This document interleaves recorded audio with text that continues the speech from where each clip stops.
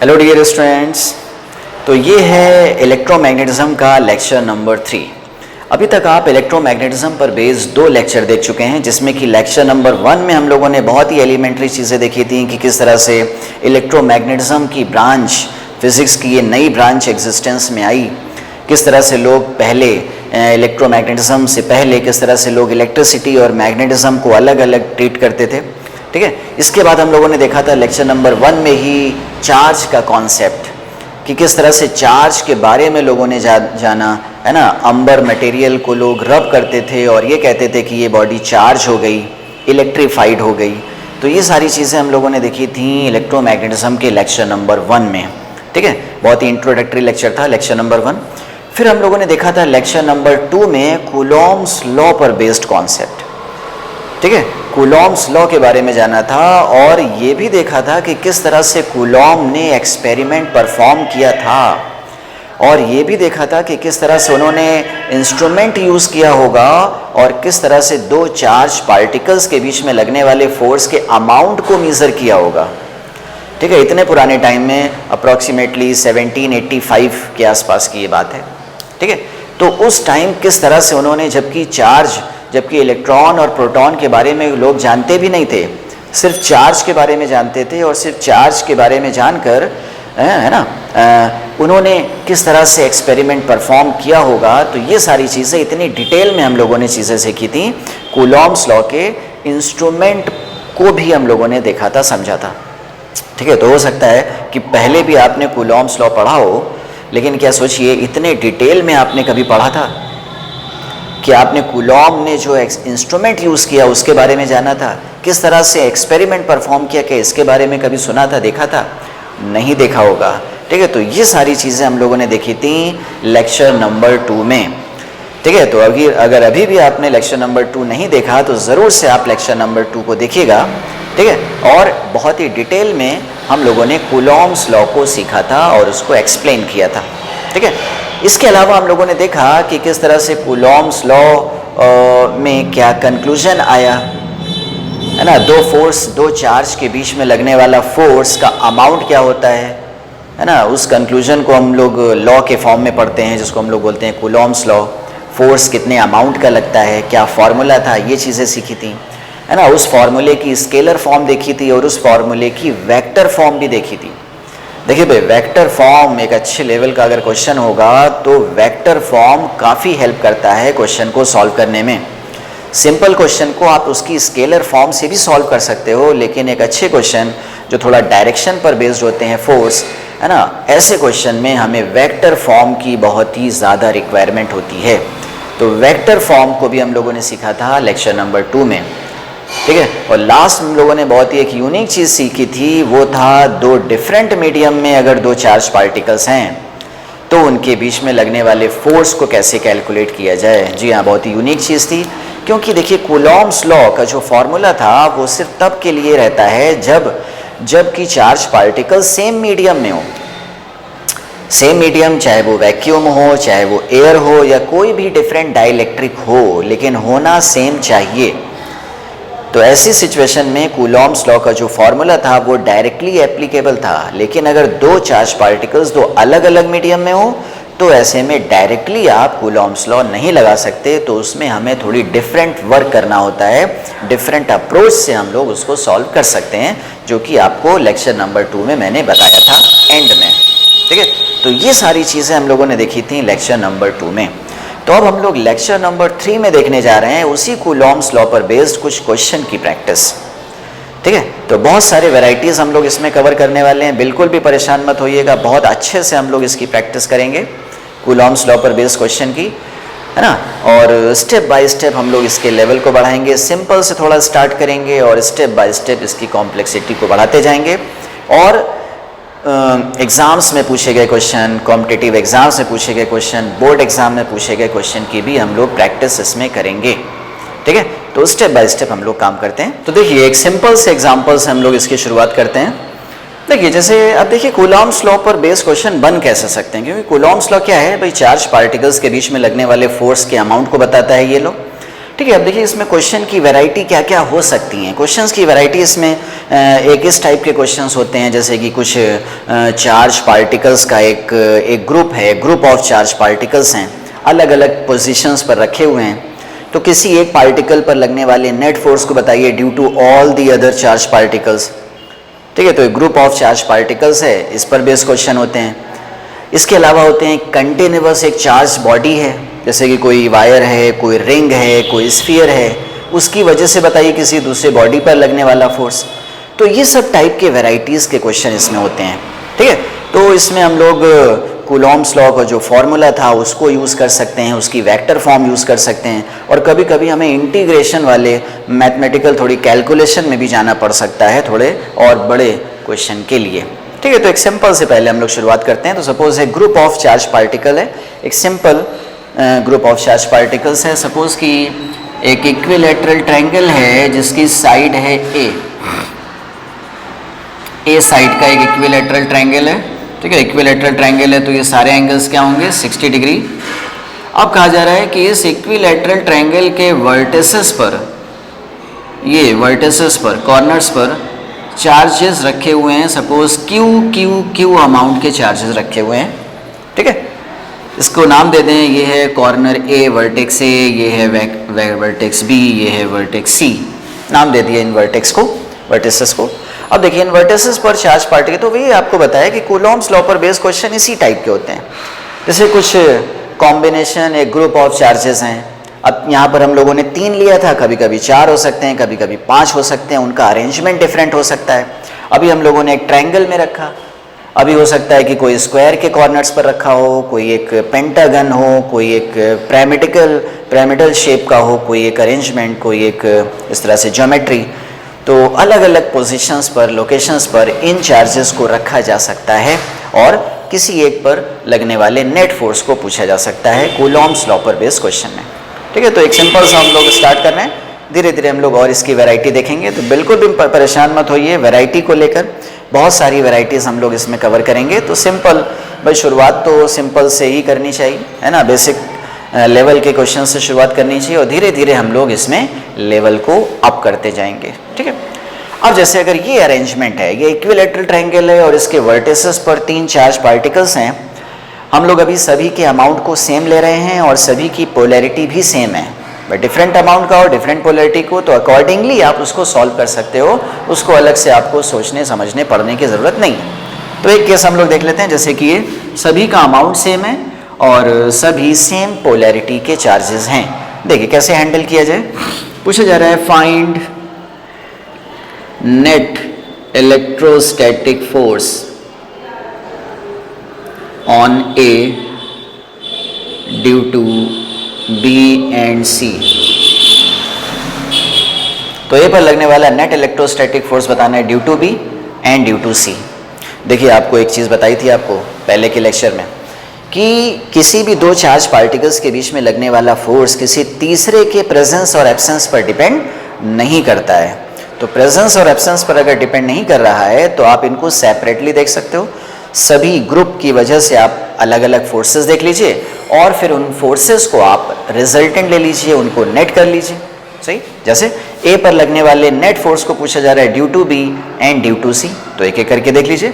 बताइए बी की वजह से फोर्स क्या लगेगा इलेक्ट्रोस्टैटिक, क्योंकि लाइक चार्जेस हैं और लाइक चार्जेस में क्या होता है फोर्स की डायरेक्शन रिपल्शन। तो ये हो जाएगा force on A due to B.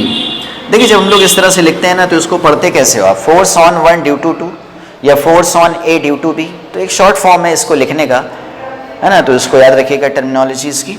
अच्छा भाई, force on A due to C क्या होगा, ये भी सेम पोलैरिटी का है, रिपल्शन होगा और रिपल्शन होगा तो इसका रिपल्शन की डायरेक्शन ये होगी, ये हो गया force on A due to C. अब देखिए यहाँ पर सिंपल ये है कि सभी फोर्सेस, सभी चार्जेस सेम हैं, सभी डिस्टेंसेस सेम है, तो इस फोर्स का अमाउंट क्या हो जाएगा के क्यू अपॉन ए स्क्वायर, और इस फोर्स का भी अमाउंट क्या होगा के क्यू अपॉन ए स्क्वायर। तो आप इसको नाम दे दीजिए एफ, इसको भी नाम दे दीजिए एफ। अब हमें इन दोनों फोर्सेस को नेट करना है, रिजल्टेंट करना है। तो क्योंकि फोर्स एक वेक्टर क्वांटिटी है, इसको वेक्टरली ही ऐड किया जा सकता है। तो वेक्टरली अगर आपको ऐड करना है तो आपको इस एंगल के बारे में पता होना चाहिए। बताइए ये एंगल भी क्या होगा, ये एंगल इसके बराबर हो जाएगा यानी कि 60 डिग्री। तो अगर ये 60 डिग्री है तो बताइए अब आप नेट फोर्स क्या सॉल्व कर सकते हो। बताइए दो वेक्टर के बीच का एंगल 60 डिग्री, तो क्या होता है वेक्टर के एडिशन का रिजल्टेंट कैलकुलेट करने का formula A square plus B square plus 2ab cos 60 degree. अरे क्या ये होता है? तो इस तरह से आप इसको सॉल्व कर सकते हो, F square plus cos 60 degree 1/2 और 1/2 से ये 1/2 कैंसिल होगा, तो ये भी एफ स्क्वायर यानी कि f√3 और f की वैल्यू क्या थी kq² अपॉन a²√3। सही। तो ये हो जाएगा किसी एक चार्ज पार्टिकल पर लगने वाला net electrostatic force due to other charge particles इस सिचुएशन में। समझ पा रहे हैं? ये अप्रोच क्या समझ में आ रही है? ठीक है भाई, अच्छी बात है। तो एक सिंपल सा केस था जिसमें कि एक इक्विलैटरल ट्रायंगल के केसेस में हम लोगों ने इसको सॉल्व करना सीखा। ठीक है, चलिए भाई, तो ये तो 3 पार्टिकल थे, अब इसको और बढ़ा दिया जाए तो 4 कर दिया जाए। सपोज इस बार एक स्क्वायर के वर्टिसेस पर हैं चार्जेस, एक स्क्वायर के वर्टिसेस पर हैं। ये देखिए भाई, ये स्क्वायर है, साइड लेंथ a और इसके वर्टिसेस पर चार्ज पार्टिकल्स रखे हुए हैं। ये देखिए, फिर से आप सभी के अमाउंट को सेम ले लीजिए, सभी की पोलैरिटी सेम ले लीजिए, बट डिफरेंट अमाउंट होगा, डिफरेंट पोलैरिटी होगा, तो अकॉर्डिंगली उसको सॉल्व कर सकते हो आप। अब पूछा जा रहा है फिर से, अगर आप इसको नाम दे दीजिए A B C D, तो फिर से पूछा जा रहा है net electrostatic force on A due to other charge particles. बताइए अब एक पर लगने वाला अदर की वजह से कितना नेट फोर्स होगा। तो यहाँ पर अदर कितने, 1 2 3, तो तीनों की वजह से हमें लेकर चलना पड़ेगा। बताइए ए वाले चार्ज पर बी की वजह से किधर होगा फोर्स और कितना होगा? ये इधर होगा force on A due to B. बताइए force on C, force on A due to C. अब सी को पहले मिला लीजिए, क्योंकि आपको बताया था भाई कि जो इलेक्ट्रोस्टैटिक फोर्स होता है, अट्रैक्शन हो या रिपल्शन हो, वो दोनों चार्ज पार्टिकल्स को मिलाने वाली लाइन के अलॉन्ग लगता है। तो आप इन दोनों चार्ज पार्टिकल्स को मिला लीजिए और इसी लाइन के अलॉन्ग लगेगा इन दोनों के बीच में लगने वाला फोर्स। तो बताइए ए पर सी की वजह से फोर्स किधर लगेगा? फिर से ये रिपल्शन होगा, तो force on A due to सी।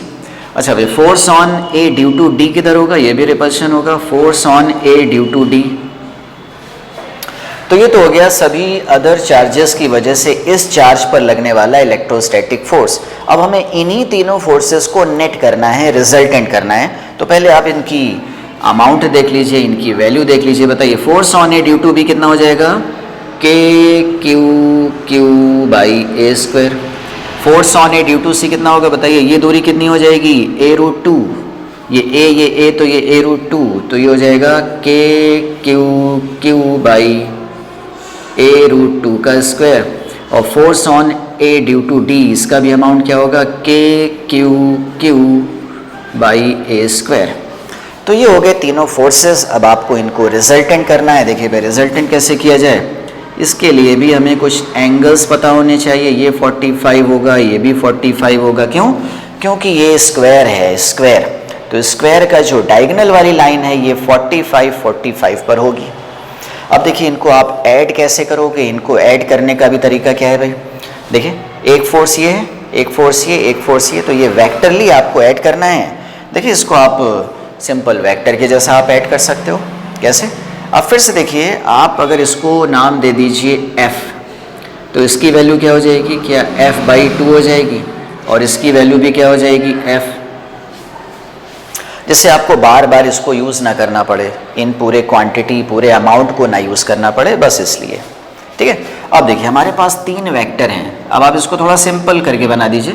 जैसे एक वेक्टर है ये f, एक वेक्टर है ये f, और एक वेक्टर है कितना? f/2। ये है f/2। आपको इन तीनों वेक्टर को आपको ऐड करना है। तो क्या इसमें भी आप वेक्टर एडिशन लगा सकते हो? बिल्कुल वेक्टर एडिशन लगा सकते हैं। बताइए क्या इसको हम ब्रेक कर लें इधर और इधर? तो अगर आप इसको ब्रेक कर लीजिए इधर और इसको ब्रेक कर लीजिए इधर, तो आपके पास दो परपेंडिकुलर कंपोनेंट्स मिल जाएंगे।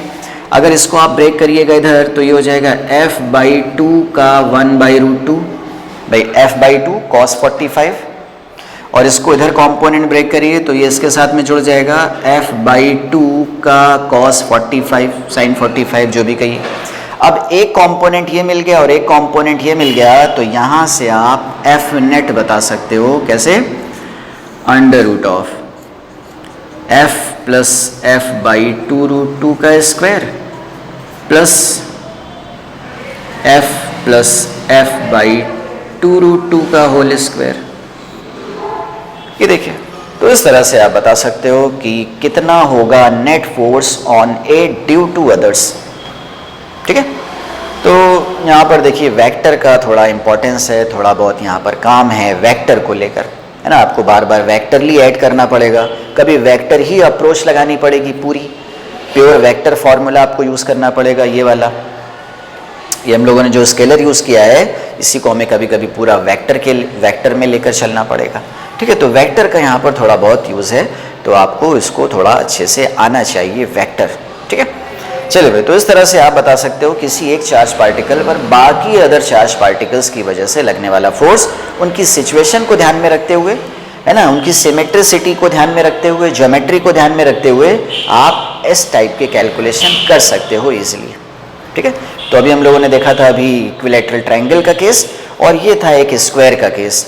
अब थोड़ा और हम लोग जनरल क्वेश्चन की तरफ बढ़ रहे हैं धीरे धीरे। तो ये तो सिंपल ज्योमेट्री थी, थोड़ी एक जनरल ज्योमेट्री हम लोग देख लेते हैं एक क्वेश्चन। ठीक है, देखिए एक और हम लोग डिफरेंट वैरायटी का क्वेश्चन देख सकते हैं। सपोज फिर से ये चार्ज पार्टिकल्स क्यू अमाउंट के ये एक स्क्वायर के वर्टिसेस पर फिर से रखे हुए हैं, ये स्क्वायर के वर्टिसेस पर है, और इस बार कहा जा रहा है कि एक पांचवा चार्ज है, एक पॉइंट चार्ज क्यू, और हमसे इस क्यू पर लगने वाले नेट फोर्स को पूछा जा रहा है due to other charge particles. इस पर लगने वाले फोर्स को बताना है अदर चार्ज पार्टिकल्स की वजह से। देखिए ये जो चार्ज है वो स्क्वायर के सेंटर पर है, तो अगर सेंटर पर है तो ये सारी दूरियां सेम होंगी, क्योंकि स्क्वायर है, side length equal, diagonal equal, और डायगोनल का आधा आधा ये है, तो सारी दूरियां इक्वल होंगी। ठीक है, तो अगर हम लोग देखें इस चार्ज पार्टिकल, और सब सेम पोलैरिटी के हैं, सब पॉजिटिव पॉजिटिव हैं, सब plus Q plus Q plus Q plus Q, और ये भी प्लस। ठीक है, अब बताइए इस वाले चार्ज की वजह से फोर्स लगेगा रिपल्शन का इधर, अगर इसको आप F कह दीजिए, इस वाले चार्ज की वजह से रिपल्शन लगेगा इधर, इसको भी आप F कह दीजिए, इसकी वजह से रिपल्शन लगेगा इधर, ये भी F अमाउंट का होगा, और ये भी लगेगा इधर, और ये भी होगा F अमाउंट का, क्योंकि सारी दूरियां इक्वल, सारे चार्जेस इक्वल। तो ऐसे की सिचुएशन में आप देख सकते हो कि ये फोर्स इस फोर्स से कैंसिल हो जाएगा, और ये फोर्स इस फोर्स से कैंसिल हो जाएगा, तो आप कह सकते हो नेट F नेट कौन सा वाला, इलेक्ट्रोस्टैटिक ऑन Q क्या हो जाएगा, विल बी 0। तो इस सिचुएशन में इस Q चार्ज पार्टिकल पर नेट फोर्स 0 होगा। लेकिन ज़रा सोचिए कि अगर यहीं पर चार्जेस कुछ डिफरेंट पोलैरिटी के होते, कुछ सेम पोलैरिटी के, जैसे ये सपोज -Q है, ये +Q है, ठीक है, ये है +Q और ये है -Q। बताइए इस बार भी अगर देखा जाए तो क्या अभी भी आप देख सकते हो? बताइए इस Q चार्ज पर कितना फोर्स लगेगा, इसकी वजह से लगेगा इधर, इसकी वजह से लगेगा इधर, इसकी वजह से लगेगा अट्रैक्शन इधर, और इसकी वजह से अट्रैक्शन इधर। देखिए अभी भी सभी इक्वल और अपोजिट डायरेक्शन में फोर्सेस, ये इसकी वजह से कैंसिल, ये इसकी वजह से कैंसिल, तो अभी भी नेट फोर्स क्या होगा, अभी भी नेट फोर्स 0 हो जाएगा ऑन Q। ठीक है, अच्छा भाई एक और डिफरेंट अरेंजमेंट देख लिया जाए, अगर एक और अगर डिफरेंट अरेंजमेंट देख लें, इस बार देखिए इसको आप ले लीजिए -Q और इसको ले लीजिए +Q, इसको भी ले लीजिए -Q और इसको भी ले लीजिए +Q। फिर से पूछा जाए कि सेंटर पर रखे हुए एक +Q चार्ज पार्टिकल पर कितना नेट फोर्स लगेगा, क्या फिर से बता सकते हैं? बताइए, इस वाले क्यू की वजह से इस पर लगेगा अट्रैक्शन इधर, इसको आप एफ नाम दे दीजिए। तो इस वाले क्यू की वजह से लगेगा रिपल्शन और वो भी इधर, इसको भी हमें कहना होगा एफ, क्योंकि ये दूरी और ये दूरी इक्वल, ये चार्ज और ये चार्ज इक्वल। सिमिलरली इस वाले चार्ज की वजह से रिपल्शन इधर एफ अमाउंट का, और इस वाले चार्ज की वजह से अट्रैक्शन इधर, ये भी एफ अमाउंट का। यानी कि ये एफ और एफ ऐड हो गया, ये एफ और एफ ऐड हो गया। तो अब हमारे पास देखिए क्या सिचुएशन आ गई। अब हमारे पास 2f इधर है और 2f इधर है, और इन दोनों के बीच का एंगल क्या है? 90 डिग्री। ये एंगल है 90 डिग्री। तो बताइए एफ नेट क्या होगा ऑन क्यू?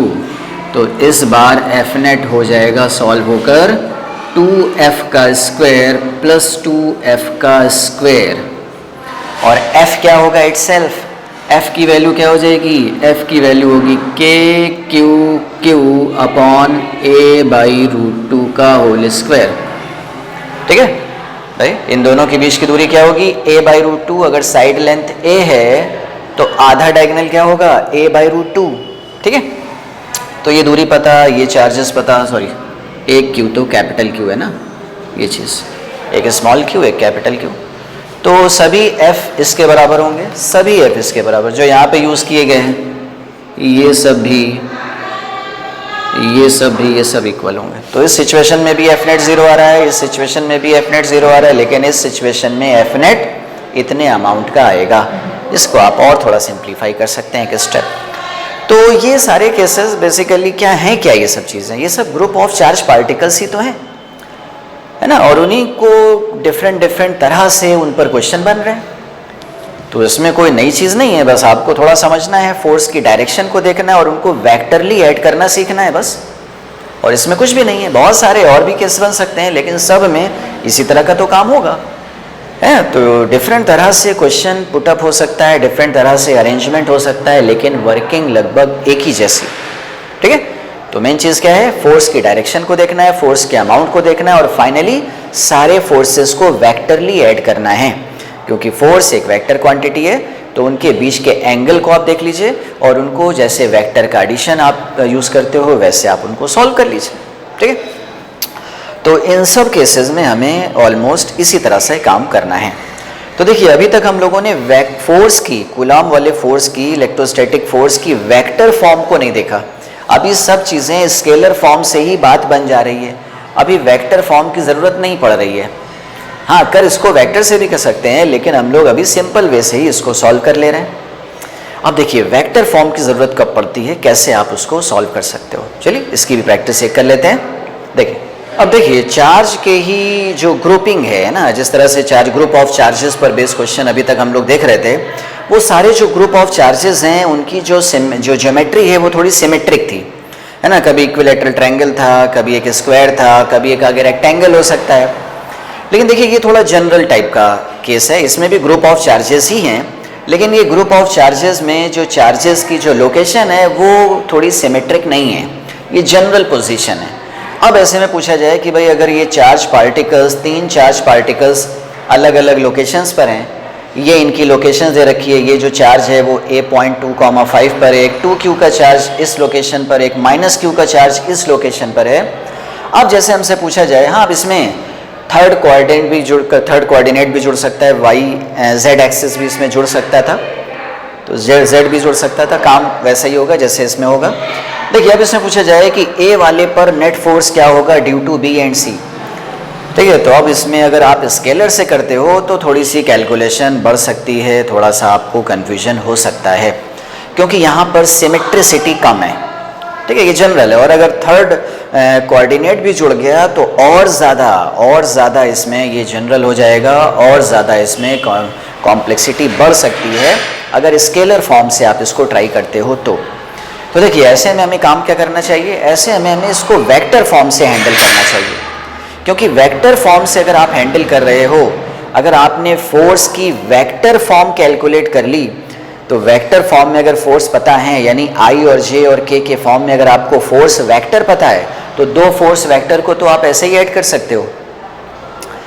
अब आपको एंगल देखने की ज़रूरत नहीं पड़ेगी, भाई अगर सारे फोर्सेस वेक्टर फॉर्म में ही पता हो, आई कैप, जे कैप, के कैप के टर्म में पता हो, तो आप कितने भी वेक्टर्स हों आप उनको सम कर सकते हो। आई को आई के साथ में जोड़ दीजिए, जे को जे के साथ में जोड़ दीजिए, के को के साथ में जोड़ दीजिए। तो इसलिए ये चीज़ सिंपल पड़ती है अगर आप फोर्स को वेक्टर फॉर्म से देखते हो तो। ठीक है, तो चलिए हम लोग वेक्टर फॉर्म से इसको हैंडल करते हैं। क्वेश्चन अभी भी यही है, find F net on A due to other. ठीक है, देखिए भाई, तो हम लोग देखते हैं कि ए पर इन बी और सी की वजह से कितना नेट फोर्स लगा। बताइए फोर्स की वेक्टर फॉर्म क्या थी, कुछ याद है? फोर्स की वेक्टर फॉर्म देखिए एक बार देख लेते हैं। फोर्स की वेक्टर फॉर्म क्या थी? अगर ये Q1 है और ये Q2 है ना, तो हम लोग काम क्या करते थे, हम लोग ये वाला वेक्टर सॉल्व कर लेते थे। ये अगर A है, ये अगर B है, तो F RAB हम लोग सॉल्व कर लेते थे, RAB वेक्टर, ये चीज़। ठीक है, और ये वेक्टर सॉल्व करके हम लोग ये कहते थे कि अगर इस पर फोर्स की वैल्यू देखनी है, force vector, force on A due to B, तो ये कैसे होता था, K Q1 Q2 upon RAB के मैग्नीट्यूड का क्यूब इंटू RAB। सही है, इस तरह से हम लोग इसको देखते थे। बात सही है। तो ये वेक्टर हम लोग अगर सॉल्व कर लें तो ये फोर्स इसी वेक्टर की डायरेक्शन में ही है, तो हम लोग इसके स्केलर मैग्नीट्यूड में यूनिट वेक्टर ऐड कर देते थे, जिसको भी हम लोगों ने पिछले लेक्चर में इसको डराइव किया था। तो डायरेक्ट हम लोग ये देख ले रहे हैं। ठीक है, तो इस तरह से हम लोग इसको सॉल्व करते थे। तो कहने का मतलब अगर आपको वेक्टर फॉर्म से फोर्स कैलकुलेट करना है तो हमें बी को ए से मिलाने वाला वेक्टर पता होना चाहिए, और अगर बी को ए से मिलाने वाला वेक्टर पता है तो आप वेक्टर फॉर्म को इस तरह से अप्लाई कर सकते हो। ठीक है, चलिए भाई देखिए ज़रा इसमें अगर देखा जाए, अगर हमें कैलकुलेट करना है force on A due to B, तो हमें क्या सॉल्व कर लेना चाहिए, हमें ये वेक्टर सॉल्व कर लेना चाहिए। और ये वेक्टर क्या होगा, इसको नाम दे दीजिए RAB। तो अगर हम लोग इसको नाम दे, देखिए इनके कोऑर्डिनेट्स पता है, तो कोऑर्डिनेट्स पता है तो इन दो पॉइंट्स को कनेक्ट करने वाला वेक्टर क्या होता है, कैसे आप निकाल सकते हो, 2 minus this x1 minus x2 I cap, y1 minus y2 J cap. ठीक है, तो ये वेक्टर क्या हो जाएगा, 2 माइनस माइनस 2 आई कैप प्लस 5 माइनस 3 जे कैप, यानी ये वेक्टर क्या हो गया, 4 आई कैप प्लस 2 जे कैप। ये देखिए ये पता चल गया हमें, ये RAB वेक्टर। तो बताइए force on A due to B vector form में क्या होगा, K Q1 Q2 यानी Q into 2Q upon this vector के मैग्नीट्यूड का क्यूब। बताइए इस वेक्टर का मैग्नीट्यूड कैसे सॉल्व करोगे, ये देखिए इसका क्यूब और ये पूरा का पूरा वेक्टर एज इट इज, ये हो गया वेक्टर फॉर्म में force on A due to B. Simple. अच्छा भाई force on A due to C अगर सॉल्व करना है तो आपको ये वेक्टर्स पता होना चाहिए, RAC या C है जो भी कहें। ये देखिए RAC अगर आपको पता चल जाए, बताइए RAC वेक्टर क्या होगा, बताइए इस डायरेक्शन का vector, this minus this I cap यानी कि 2 माइनस माइनस 1 आई कैप प्लस 5 माइनस माइनस 4 जे कैप, और ये सॉल्व होकर क्या हो गया, 3 आई कैप प्लस 9 जे कैप। सही है, ये वेक्टर भी आपको पता चल गया। तो बताइए force on A due to C क्या होगा, ये फिर से K Q1 Q2 में अब आप इसको विद साइन ले लिया करिए। जब आप विद साइन लेंगे तो ऑटोमेटिकली डायरेक्शन करेक्ट हो जाएगी, है ना। सोचिए भाई अगर ये वेक्टर ऐसा है तो इस पर फोर्स किधर लगेगा, इस पर फोर्स इधर लगेगा, क्योंकि ये ऑपोजिट पोलैरिटी के चार्जेस हैं तो अट्रैक्शन लगेगा, तो ए पर सी का अट्रैक्शन लगेगा जो कि इधर होगा, लेकिन आपने तो वेक्टर इधर ले लिया था। लेकिन जब आप इसको विद साइन ले लोगे तो ये वेक्टर रिवर्स हो जाएगा, लिया आपने ऐसे था, जब इसमें माइनस से मल्टीप्लाई होगा तो ये ऑटोमेटिक इधर हो जाएगा। ये चीज़ आपको बताई थी कि वेक्टर तो आप यही वाला सॉल्व करिए, लेकिन आप चार्ज को विद साइन ले लीजिए तो ऑटोमेटिक ये डायरेक्शन करेक्ट हो जाती है। ठीक है, तो K Q1 Q2 upon this vector का क्यूब, मैग्नीट्यूड का क्यूब, तो इसका मैग्नीट्यूड क्या होगा इस बार, 3 स्क्वायर प्लस 9 स्क्वायर का होल क्यूब, और ये पूरा वेक्टर एज इट इज। ये देखिए ये आ गया force on A due to C और ये था force on A due to B. अब अगर आपको एफ नेट सॉल्व करना है तो आप simply force on A due to B और force on A due to C आप ऐसे ऐड कर सकते हो, और ये जब ऐड होता है तो आई के साथ में जुड़ जाता है और के का कोफिशिएंट जे का कोफिशिएंट जे के कोफिशिएंट के साथ में ऐड हो जाता है। ठीक है, तो यहाँ पर देखिए वेक्टर फॉर्म से जब हमने इसको सॉल्व किया तो कितना ईजिली आप इसको सम कर ले रहे हो, और इसी को अगर हम लोग स्केलर फॉर्म से सॉल्व करते तो हमें ये सब एंगल की ज़रूरत पड़ती। चलिए फिर भी अगर ये 2 डायमेंशनल में सारे कोऑर्डिनेट्स हैं तो ठीक है, यही चीज़ अगर 3 डायमेंशनल होता, यानी इसमें भी के वाला कोऑर्डिनेट होता, इसमें भी के वाला पॉइंट होता, इसमें भी के जेड एक्सिस भी अगर इन्वॉल्व होती, ठीक है, तो अगर जेड एक्सिस भी इन्वॉल्व है, 3 डायमेंशनल में ये चार्जेस का डिस्ट्रीब्यूशन है, अरेंजमेंट है, तो ऐसे में स्केलर फॉर्म से बहुत ज़्यादा कॉम्प्लेक्स हो जाती है सिचुएशन, उसको विजुलाइज करना थोड़ा टफ हो जाता है।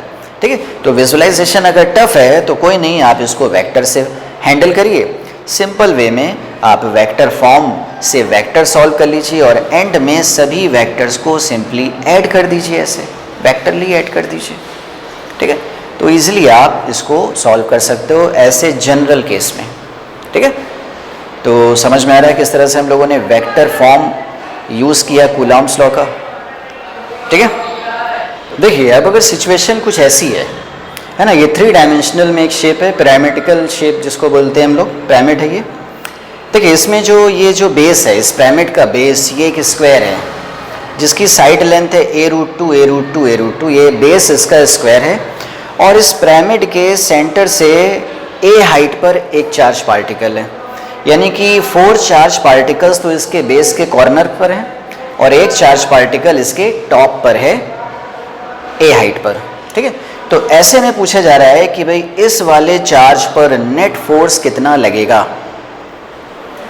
शेप समझ पा रहे हैं इसको, ये पिरामिडिकल शेप कहलाता है जिसका कि बेस है स्क्वायर, तो एक स्क्वायर बेस के कॉर्नर्स पर हैं चार्ज पार्टिकल्स, और इसके हाइट पर ए हाइट ऊपर एक और चार्ज पार्टिकल, यानी कि पूरे 5 तरह के इसमें चार्ज पार्टिकल्स हैं, और इस टॉप वाले चार्ज पर पूछा जा रहा है बाकी चारों चार्जेस की वजह से कितना नेट फोर्स लगेगा।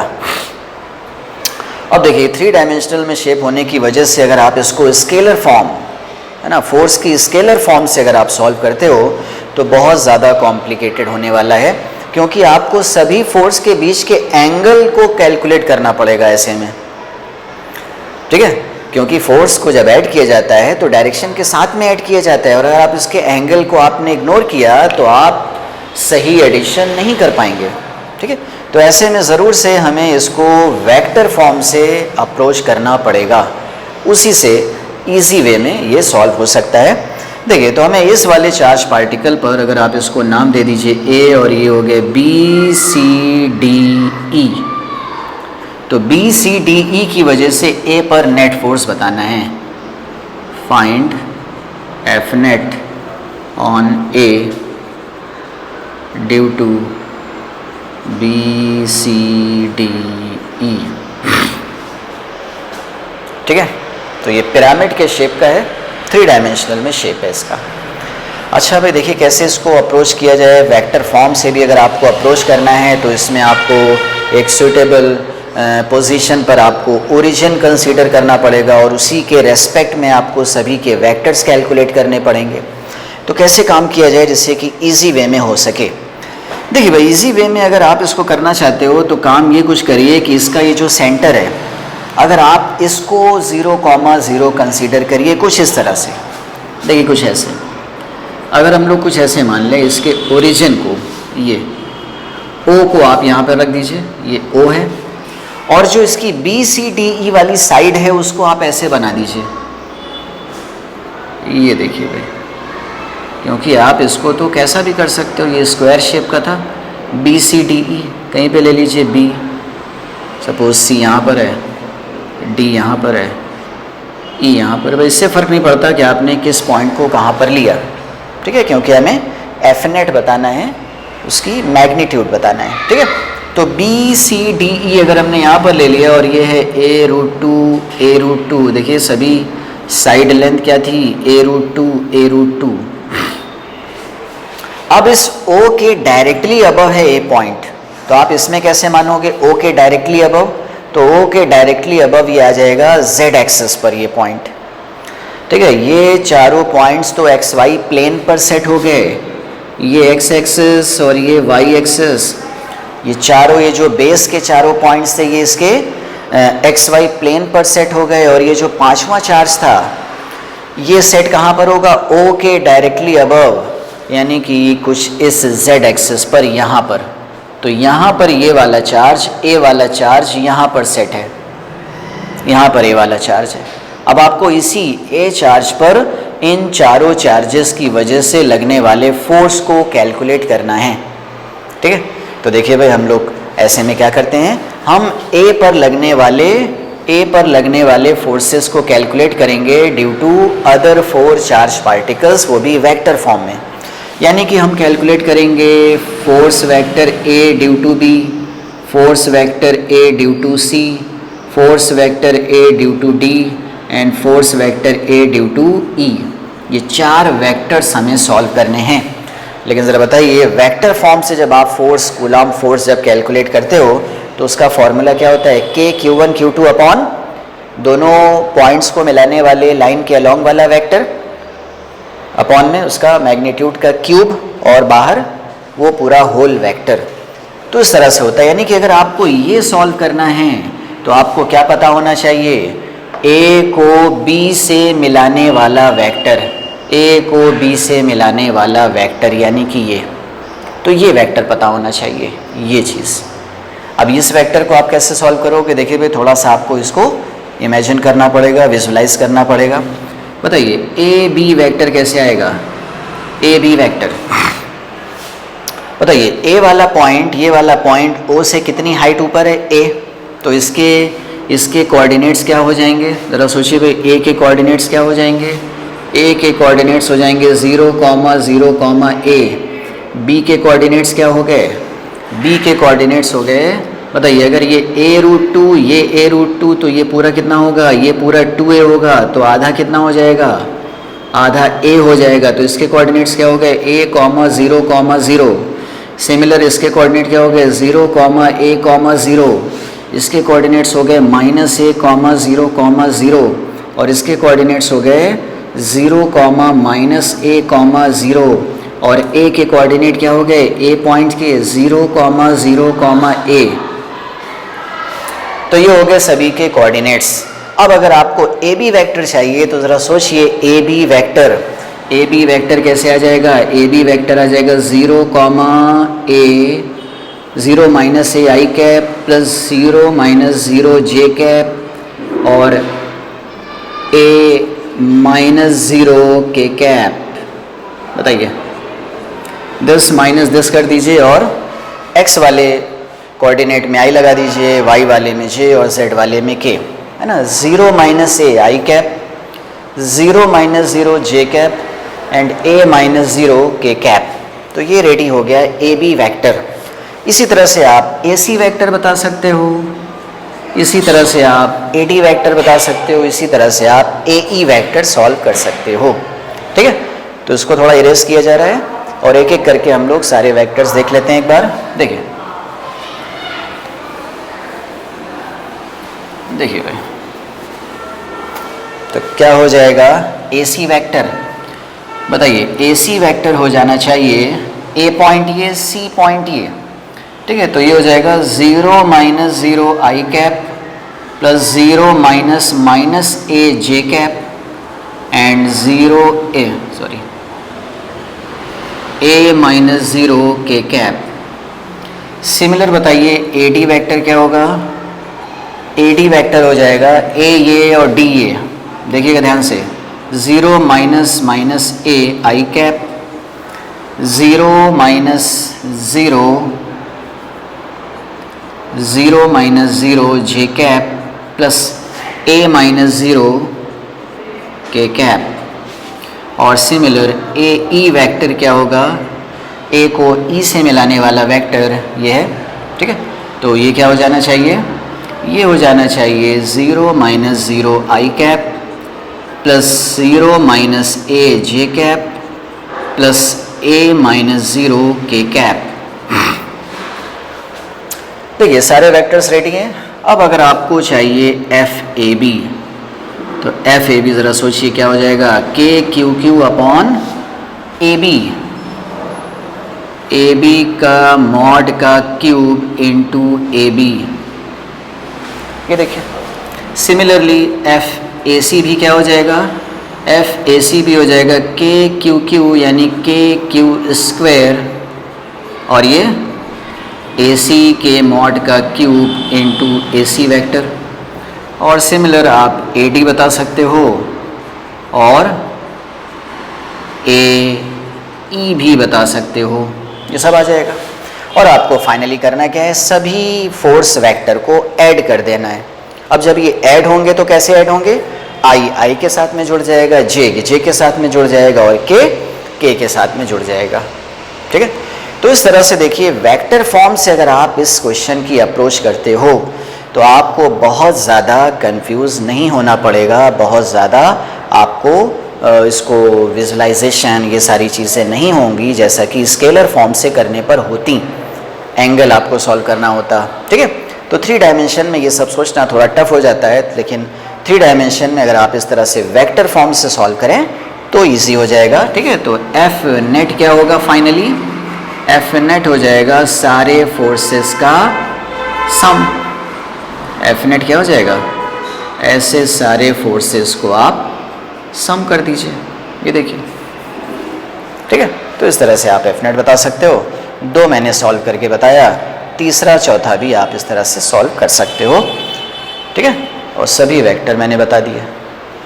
ठीक है, तो इस तरह से आप वेक्टर फॉर्म से किसी क्वेश्चन की, अच्छे क्वेश्चन की अप्रोच कर सकते हो। ठीक है, देखिए एक और हम लोग देख लेते हैं केस। देखिए अब सपोज सिचुएशन ऐसी है कि एक क्यूब है जिसकी साइड लेंथ है a, और इस क्यूब के सभी कॉर्नर्स पर एक एक चार्ज रखे हुए हैं क्यू क्यू क्यू अमाउंट के। ठीक है, अब पूछा जा रहा है कि किसी भी एक चार्ज पर बाकी बचे सारे चार्जेस की वजह से कितना नेट फोर्स होगा।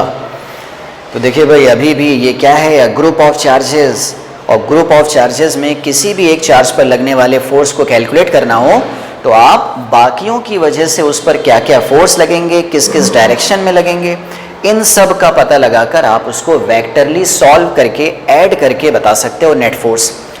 तो अगर सिचुएशन थोड़ी इजी हो, 2 डायमेंशनल हो, थोड़ी सिमेट्रिसिटी हो तो हम स्केलर वे में भी सॉल्व कर सकते हैं।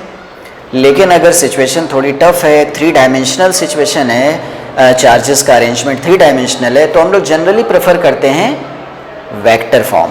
ठीक है, तो इसको भी हम लोग वेक्टर फॉर्म से सॉल्व करेंगे। वरना सोचिए टोटल चार्जेस कितने, 8, यानी अगर एक चार्ज पर बाकी 7 चार्ज की वजह से फोर्स निकालना हो तो आपके पास 7 तरह के फोर्सेस होंगे, और आपको सभी 2 फोर्सेस के बीच के एंगल का पता लगाना पड़ेगा अगर आप स्केलर फॉर्म से सॉल्व करोगे तो, और फिर उनको स्केलरली उसको आप कंपोनेंट्स वगैरह में तोड़कर सब करके आपको सॉल्व करना पड़ेगा, जो कि बहुत कॉम्प्लेक्स हो सकता है।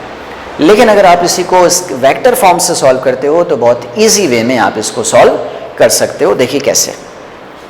देखिए सबसे पहले अगर आपको वेक्टर फॉर्म से सॉल्व करना है तो कहीं ना कहीं किसी एक पॉइंट को हमें ओरिजिन शिफ्ट करना पड़ता है, और उसी ओरिजिन के रेस्पेक्ट में हम सभी चार्जेस के कोऑर्डिनेट्स को फाइंड करते हैं उसी ओरिजिन के रेस्पेक्ट में। ये आपके ऊपर है कि आप किस पॉइंट को ओरिजिन लेते हो, तो जहाँ पर आपको ज़्यादा इजी लगे उस पॉइंट को आप ओरिजिन मान सकते हो। जैसे अगर हम लोग ओरिजिन माने सबसे नीचे वाला पॉइंट और सबसे पीछे वाला पॉइंट और सबसे लेफ्ट वाला पॉइंट, यानी अगर हम इसको ओरिजिन नाम देते हैं 0,0,0, ठीक है, और हमें अगर सपोज फोर्स कैलकुलेट करना होता इस वाले चार्ज पर, ये चार्ज कैसा है, ऊपर है, राइट में है और बाहर है।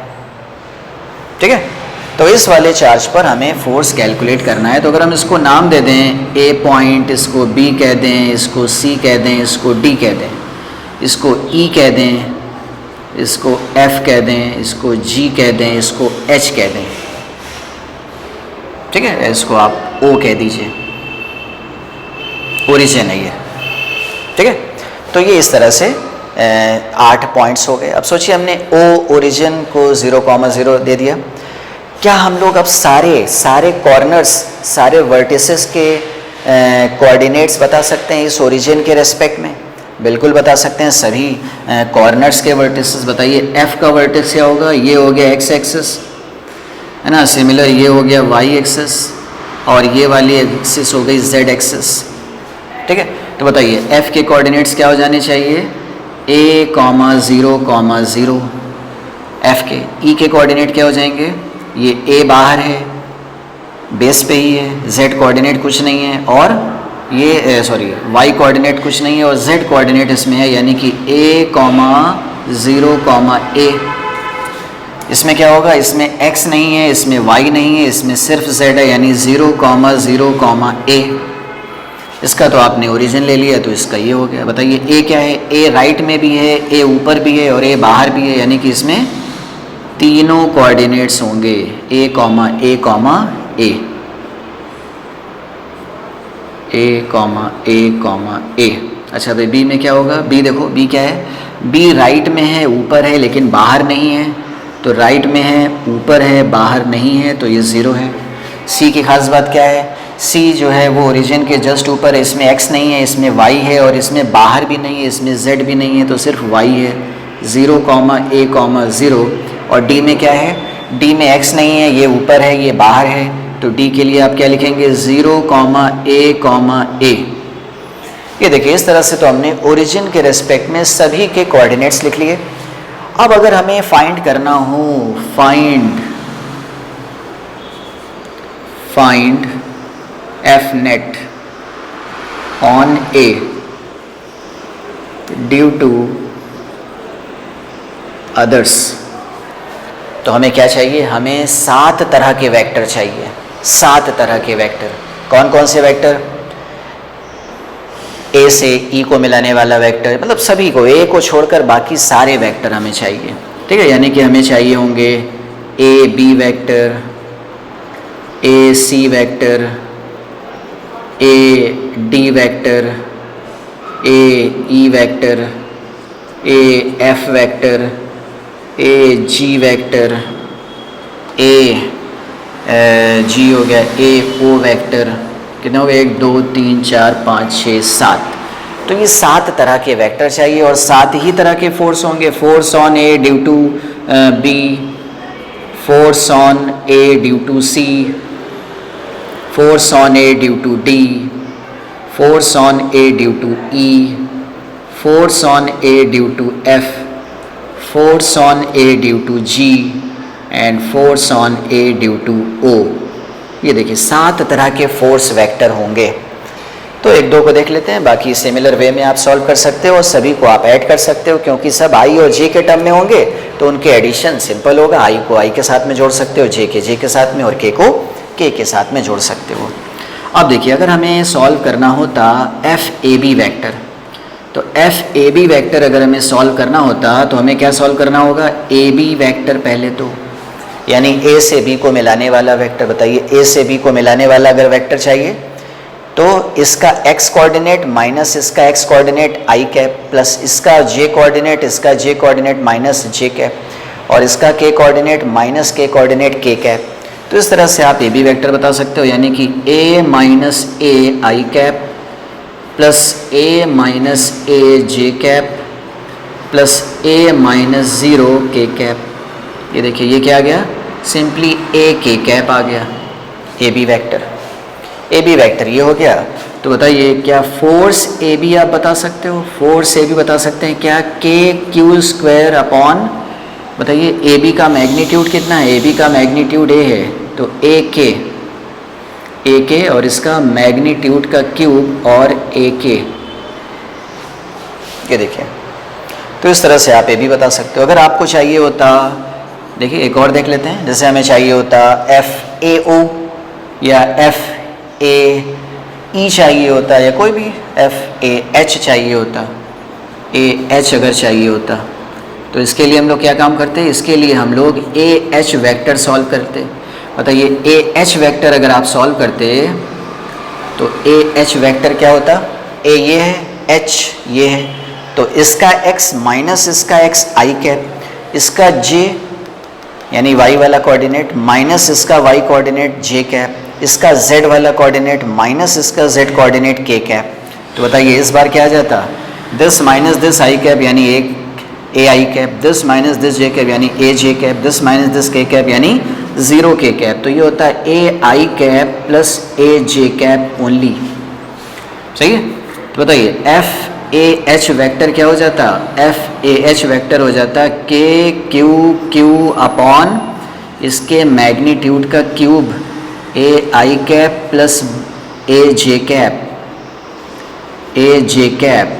का क्यूब, और ये पूरा वेक्टर यानी A I cap plus A J cap. ये देखिए, तो इस तरह से आप बता सकते हो, क्योंकि ए एच वेक्टर क्या आया था, ए I cap plus A J cap. तो इस तरह से आप सभी फोर्स वेक्टर कैलकुलेट कर सकते हो इस तरह के सिमिलर वे से। और जब सभी फोर्स वेक्टर आ जाएं तो आप सभी फोर्स वेक्टर को ऐड कर सकते हो।